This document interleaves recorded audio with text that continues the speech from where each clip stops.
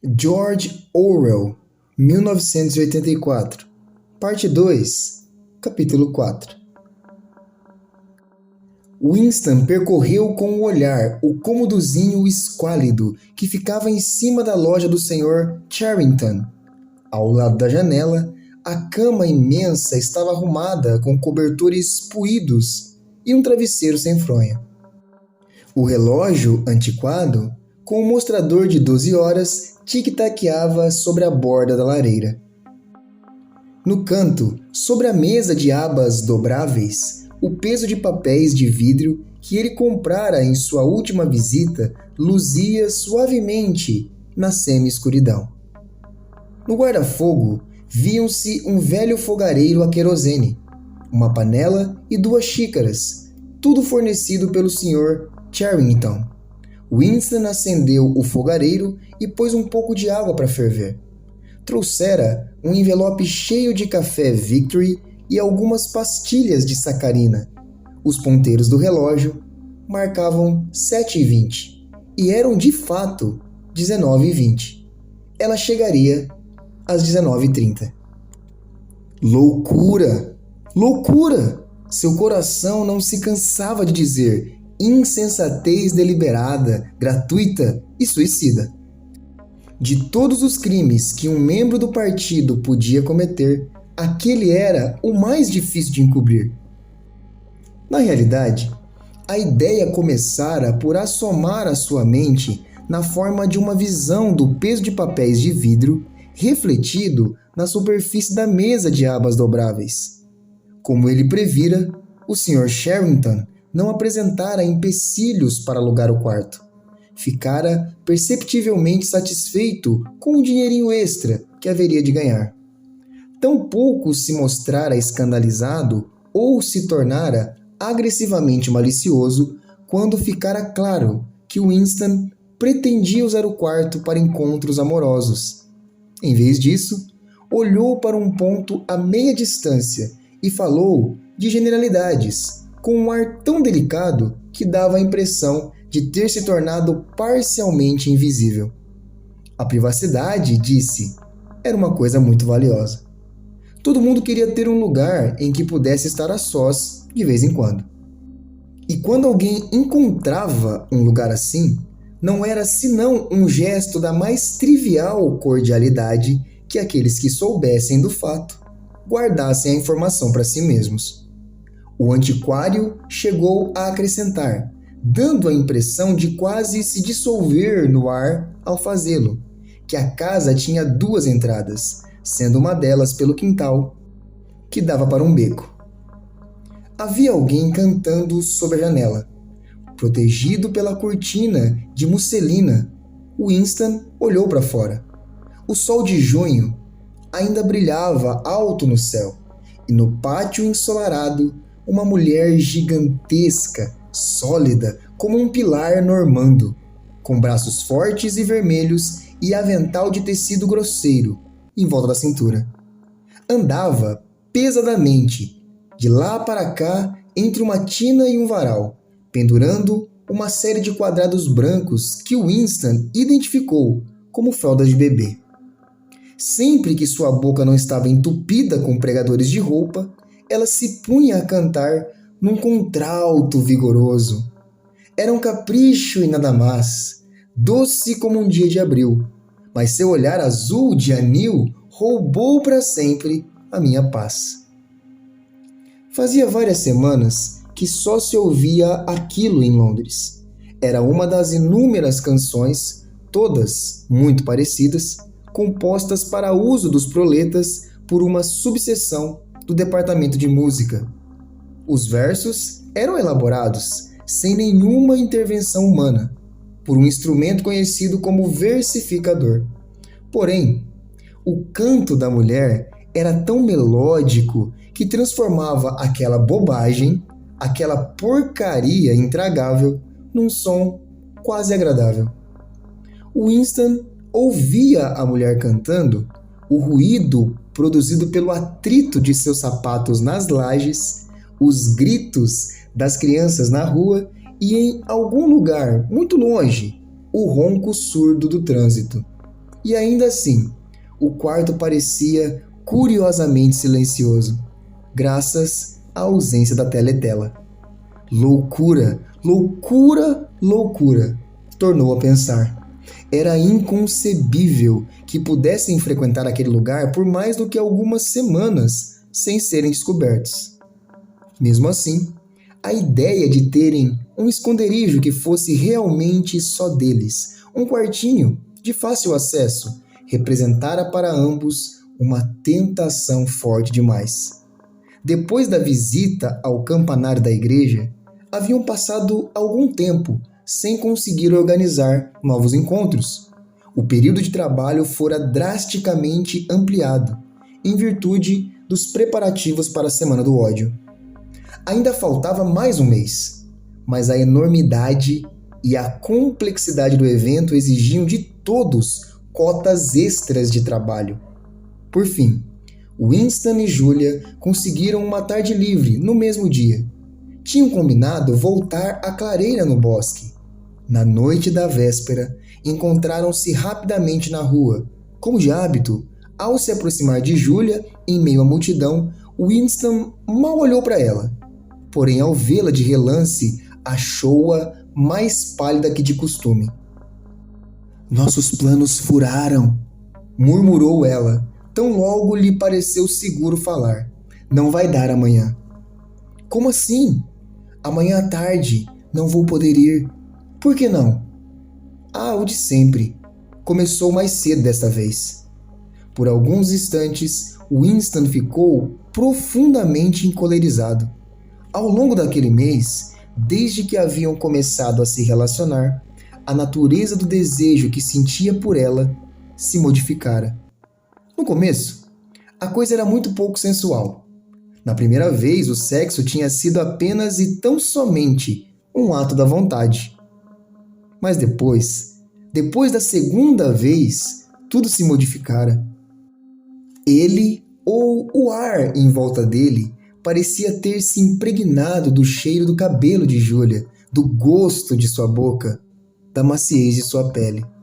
Ela se tornara uma necessidade física, algo que ele não apenas desejava, mas a que sentia ter direito.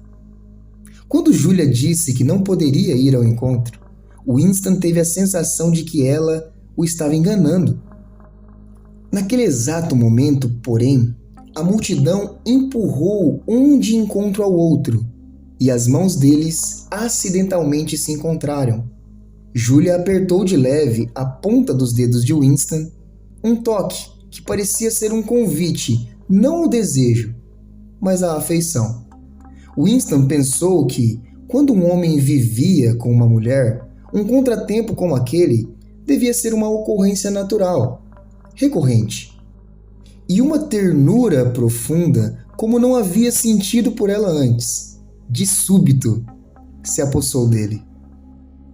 Desejou que fossem um casal com 10 anos de vida em comum. Desejou poder andar com ela pelas ruas exatamente como faziam agora, porém, às claras e sem medo, conversando sobre assuntos triviais e comprando coisinhas para casa.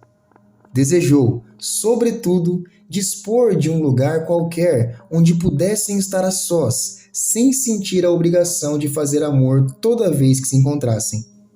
Não fora efetivamente naquele instante, mas em algum momento do dia seguinte lhe ocorrera a ideia de alugar o cômodo do Sr. Charrington. Quando fez a sugestão a Julia, ela concordou com uma rapidez inesperada. Ambos sabiam que era uma imprudência. Era como se estivessem dando intencionalmente um passo na direção de suas sepulturas. Sentado na borda da cama, Winston tornou a pensar nas celas do Ministério do Amor. Curioso como aquele horror predeterminado se afastava da consciência da pessoa e depois voltava. Um horror localizado ali, num ponto futuro, que antecipava a morte com a mesma certeza com que o 99 antecipava o 100. Um destino que não se podia evitar, muito embora talvez fosse possível postergá-lo. Todavia, Em vez disso, a pessoa volta e meia optava, graças a um ato consciente e voluntário, por abreviar o tempo de sua ocorrência. Nesse instante, passos rápidos soaram na escada. Júlia irrompeu no quarto. Trazia uma sacola de ferramentas, uma sacola de lona marrom rústica, como a que por vezes ele a vira carregando de um lado para o outro no ministério. Winston precipitou-se para tomá-la nos braços, porém ela se desprendeu dele com alguma ansiedade, em parte porque ainda estava com a sacola nas mãos.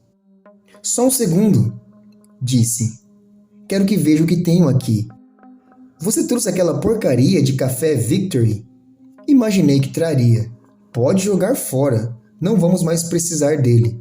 Olhe isso. Júlia ficou de joelhos, abriu a sacola com um alvoroço e jogou no chão algumas chaves inglesas e uma chave de fenda que ocupavam a parte de cima da sacola.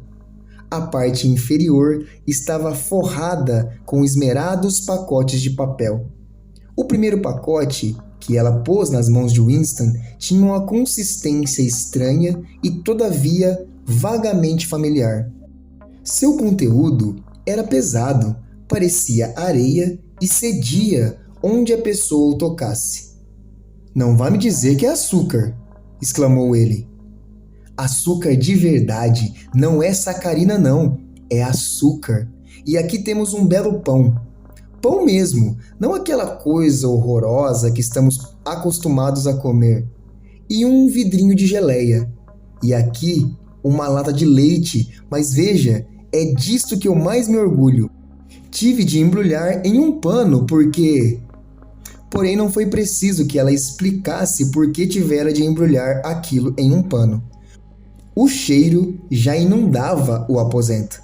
Um cheiro forte, pronunciado, que parecia a Winston uma emanação dos primeiros anos de sua infância, mas que ainda agora era possível sentir ocasionalmente ao se sair por um vestíbulo antes de uma porta ser fechada ou difundindo-se misteriosamente por uma rua apinhada de gente, inalado por um instante e no momento seguinte extinto de novo. É café, murmurou ele. Café de verdade. É o café do núcleo do partido. Tem 1 quilo aqui, disse ela. Como você conseguiu essas coisas? É tudo reservado para o consumo do núcleo do partido. Os pulhas têm de tudo. Para eles nunca falta nada.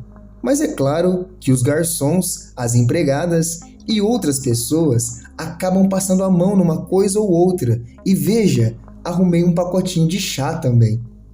Winston estava de cócoras ao lado dela. Rasgou um canto do pacote. É chá mesmo. Não folhas de amora preta. Tem aparecido muito chá ultimamente. Conquistaram a Índia ou coisa assim, disse Júlia distraída. Mas escute, amor. Quero que você fique de costas para mim por 3 minutos. Vá se sentar do outro lado da cama e não olhe antes de eu mandar você se virar. Winston, absorto, olhou para fora através da cortina de musselina.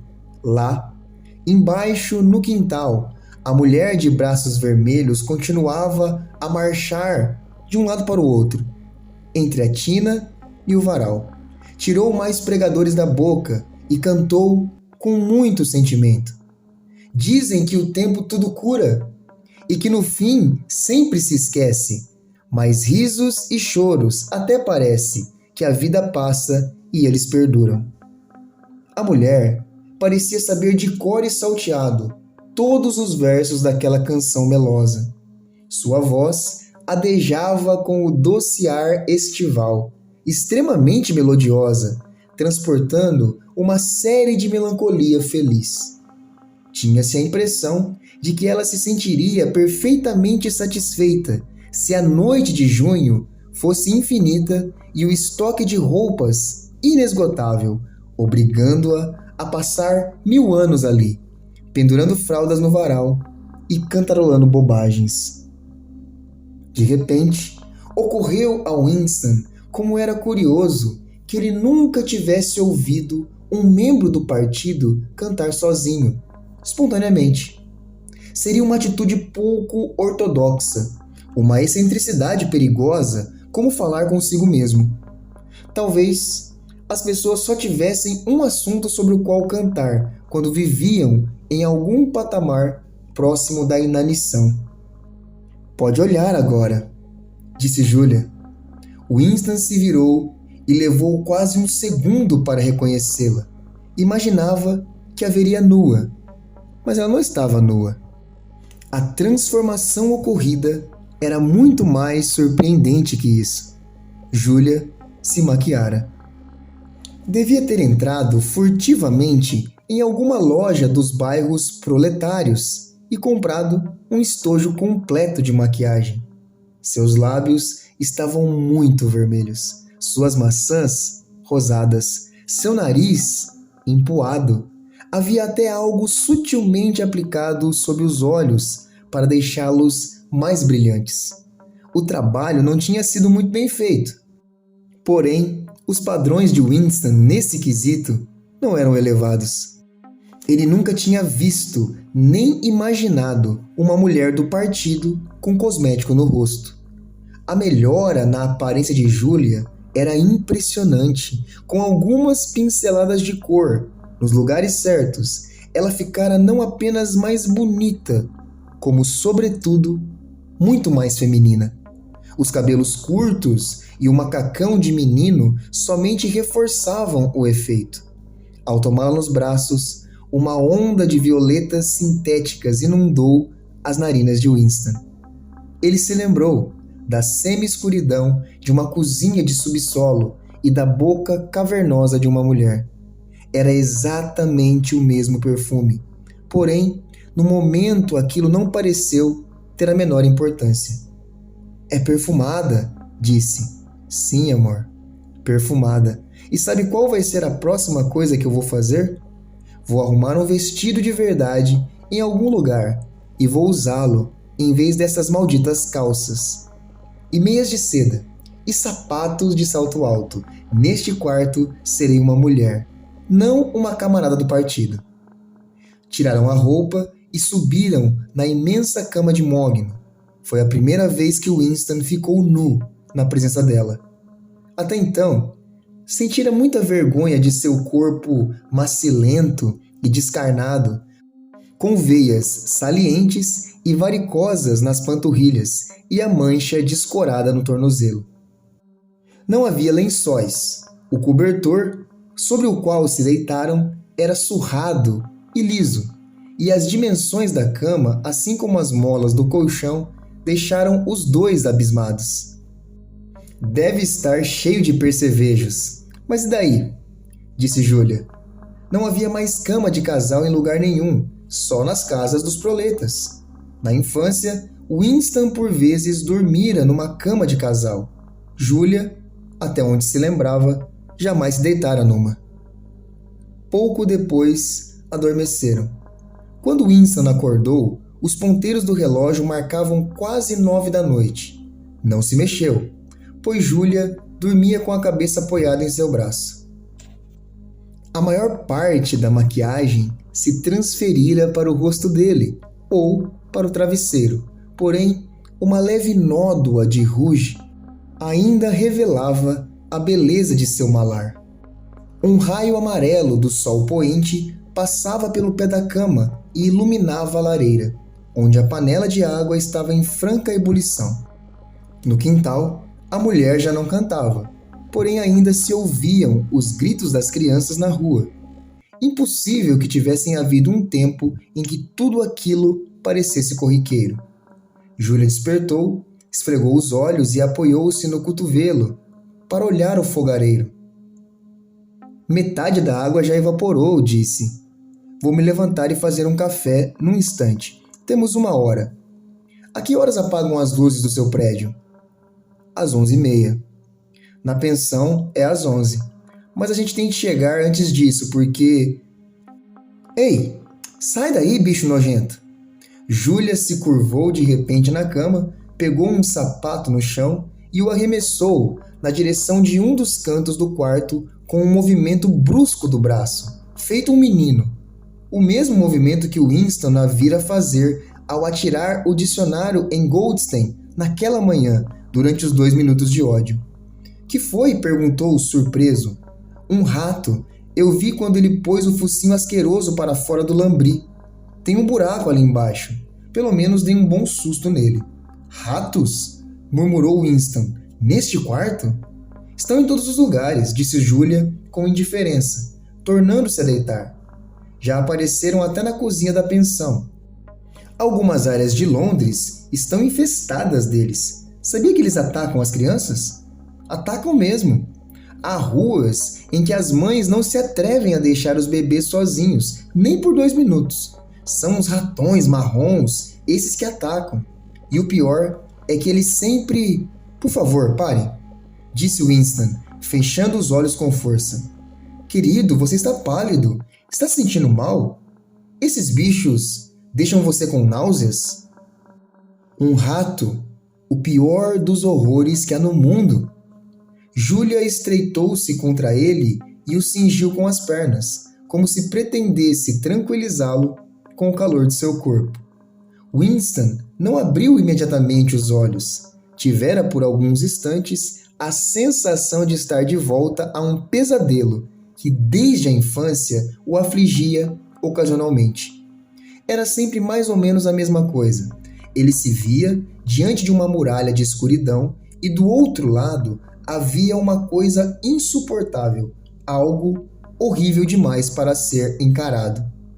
No sonho, seu sentimento mais profundo era sempre o da autoilusão, porque no fundo ele sabia o que havia atrás da muralha. Se fizesse um esforço abominável, como o de arrancar um pedaço do próprio cérebro, seria capaz até de arrastar a coisa para a luz. Sempre acordava sem descobrir o que era, porém tinha alguma relação com o que Julia estava dizendo quando ele a interrompeu. Desculpe, disse. Não foi nada, é que eu não gosto de rato, só isso. Não se preocupe, amor, não vamos deixar esses bichos nojentos entrarem aqui. Vou tampar o buraco com um pedaço de pano antes de irmos embora, e da próxima vez traga um pouco de argamassa e fecho tudo bem direitinho. O momento negro de pânico já estava quase esquecido. Um pouco envergonhado de si mesmo, Winston sentou-se na cama, apoiando as costas na cabeceira. Julia se levantou, vestiu o macacão e fez o café. O cheiro que saía da panela era tão forte e estimulante que eles fecharam a janela, com medo que alguém do lado de fora o sentisse e desconfiasse de alguma coisa. Ainda melhor que o gosto do café era a textura sedosa que o açúcar lhe conferia, algo de que Winston tinha quase se esquecido depois de anos de sacarina.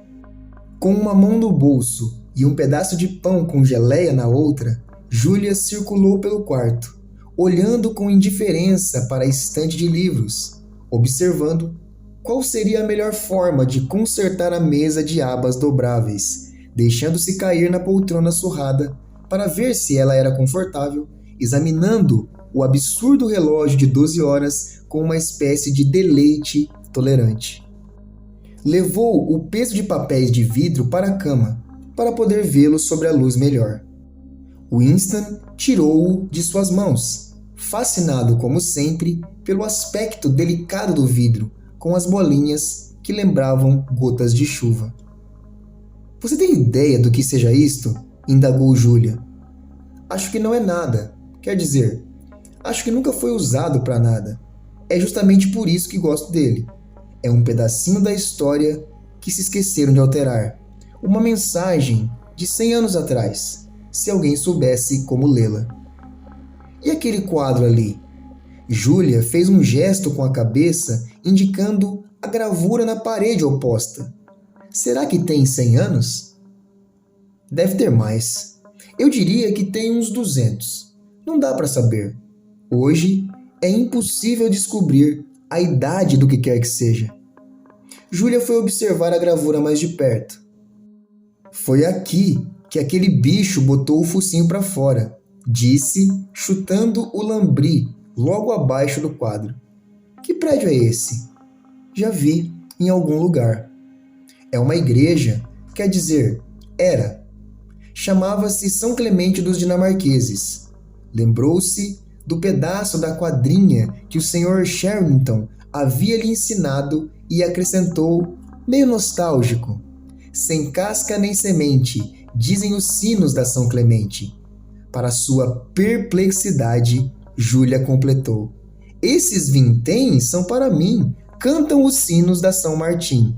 E o culpado quem é, afinal? Perguntam os sinos do tribunal. Não me lembro mais como continuava, só sei que terminava assim: vá para a cama e seja um bom moço, ou vem a cuca e te corta o pescoço. Era como as duas partes de uma contrassenha, mas devia haver outro verso depois de os sinos do tribunal. Talvez desse para desencavá-lo da memória do Sr. Sherrington, se o provocasse, com o estímulo adequado. Quem lhe ensinou isso? Perguntou Winston. Meu avô. Costumava cantar para mim quando eu era pequena. Foi pulverizado quando eu tinha 8 anos. Enfim, desapareceu. Eu gostaria de saber o que era um limão. Acrescentou, despreocupada. Laranjas eu já vi. São uma espécie de fruta amarela e redonda, de casca grossa. Me lembro dos limões, disse Winston. Eram muito comuns nos anos 1950, tão azedos que só de sentir o cheiro a pessoa ficava arrepiada. Aposto que está cheio de percevejos atrás desse quadro, disse Júlia. Vou tirá-lo daqui e dar uma boa limpada nele um dia desses. Acho que deve estar na hora de irmos embora. Preciso tirar a maquiagem. Que droga! Depois eu limpo o batom do seu rosto. Winston permaneceu mais alguns minutos deitado. O quarto estava escurecendo. Virou-se para a luz e ficou admirando o peso de papéis de vidro. A fonte inesgotável de interesse não era o fragmento de coral, mas o próprio interior do vidro. Havia tamanha profundidade ali, e, no entanto, o vidro era quase tão transparente quanto o ar. Era como se a superfície do vidro fosse o arco do céu, encerrando um mundo minúsculo em sua atmosfera completa. Winston tinha a sensação de que seria capaz de entrar ali e de que, na verdade, estava ali dentro. Ele, a cama de mogno, a mesinha de abas dobráveis, o relógio, a gravura de aço e o próprio peso de papéis. O peso de papéis era o quarto onde ele estava, e o coral era a vida dele e a de Júlia, fixadas numa espécie de eternidade, no coração do cristal. Se você gostou dessa narração, curte o vídeo aqui embaixo, se inscreva e ative as notificações para receber mais conteúdo como esse.